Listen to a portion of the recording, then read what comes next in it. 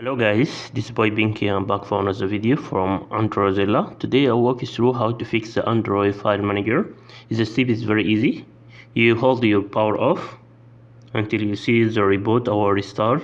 Click on it. That may help you fix the problem. If not, you go to setting. From settings, scroll down until you see apps. Click on it and go manage apps.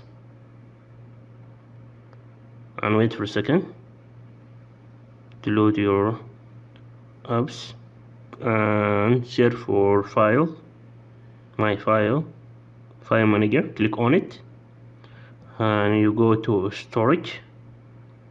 I need to clear all the data and go back, and you need to uninstall updates, and that fix the problem. If not, you have the last option. Will be tough. You need to back up your file. You go in the shares setting and click reset factory reset. You need to erase all data. You need to copy all your content and photo and video, because you delete everything in your phone. That may fix the problem.